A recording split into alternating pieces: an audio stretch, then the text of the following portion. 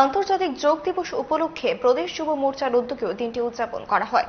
শুক্রবার রাজধানীর এনআরসিসিতে যোগ দিবসের অনুষ্ঠানে উপস্থিত ছিলেন প্রদেশ বিজেপি সভাপতি রাজীব ভট্টাচার্য, মন্ত্রী সুধাংশু দাস, ক্রীড়া পর্ষদের সচিব সুকান্ত ঘোষ সহ আরো অনেকে।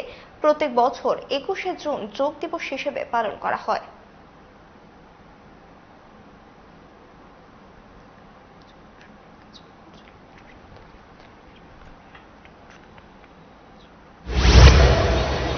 এই যোগাভ্যাস আমাদের শুধুমাত্র শারীরিক বিকাশ ঘটায় তেমনটা নয়, তার সাথে সাথে মানসিক এবং ব্যক্তি জীবনে সমৃদ্ধ হওয়ার ক্ষেত্রে অনেক বেশি সহায়তা এই যোগব্যায়ামের মাধ্যমে আমরা পেয়ে থাকি।